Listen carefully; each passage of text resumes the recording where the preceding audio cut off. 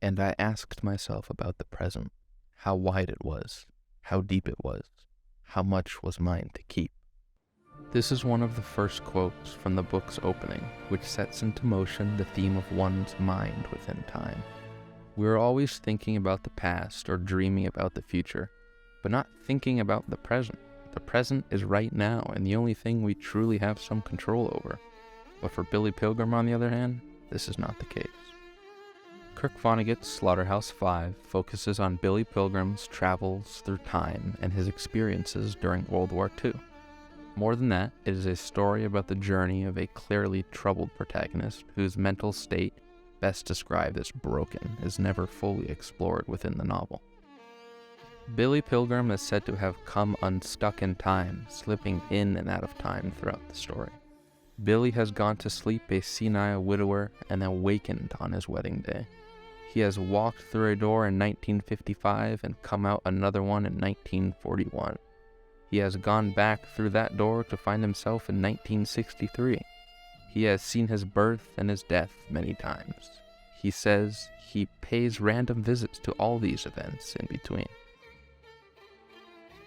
The novel has little to no linear structure, often skipping back and forth between different periods of Billy's life with no apparent order. Despite the lack of a conventional timeline and a strong focus on his time during the war, the novel covers Billy's life both before and after the war. It is primarily during these parts of Billy's life that the introductory words of the novel come into play, stating that all this happened, more or less.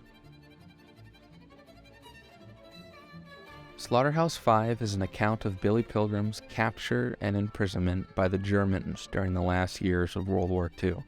Scattered throughout the narrative are events from Billy Pilgrim's life before and after the war.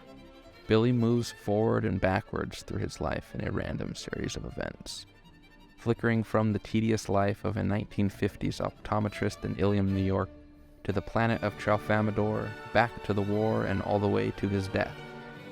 Slaughterhouse-Five's central topic is the horror of the Dresden bombing.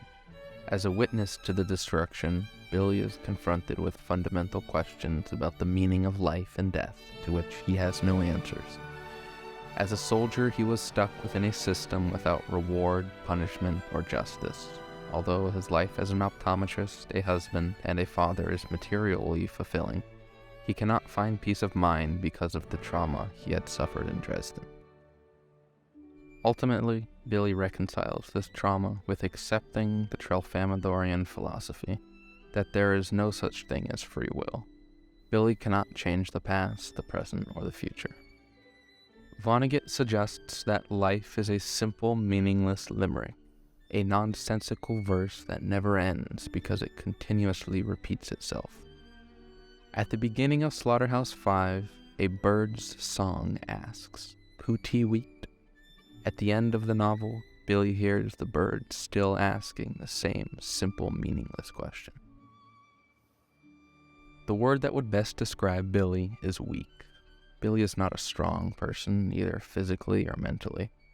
He is described in the book as a funny-looking child who becomes a funny-looking youth, tall and weak. In many ways, he is the exact opposite of what one would imagine the hero of a war novel to be. It is very fitting, then, that Billy is not the hero of this novel, and should not be conceived of as such. Instead, Billy is a classic representation of an anti-hero. This term best describes a main character in a story that does not have the attributes a conventional hero would have, such as courage and strength. Far from possessing these heroic attributes, Billy is instead a simple, weak, and funny-looking man who happens to be drafted into a war he is ill-equipped to be a part of. Even his name, Billy, is a more childish form of William, and this helps to further depict how utterly unheroic this protagonist is. Although the narrator is never properly introduced, it can be safely assumed that he is, if not Vonnegut himself, at the very least a stand-in for the book's author, as it is based upon Kurt Vonnegut's own experiences as a soldier in World War II. This is something that is made apparent from the very beginning of the book, when the narrator states that, "When I got home from the Second World War, 23 years ago, I thought it would be easy for me to write about the destruction of Dresden, since all I would have to do would be to report what I had seen. But not many words about Dresden came from my mind then, not enough of them to make a book anyways. The most important setting within this book is the German city of Dresden, which haunts Billy for the rest of his life. After the bombing that kills thousands of civilians, the cratered Dresden looks like the curves on the face of the moon, which adds a surreal quality to this setting. Billy can distance himself from the destruction in Dresden by believing that he is not actually on a city on Earth, but rather on another setting, in outer space, completely removed from this world. Billy is prone to disassociate from his trauma, and this tendency explains why he believes he was abducted by aliens and forced to live on a planet Tralfamadore. He needs to reinvent his universe, to make sense of his life after the war, and imagining a place in which death is normal helps Billy to cope with the overwhelming number of deaths he witnessed in Dresden.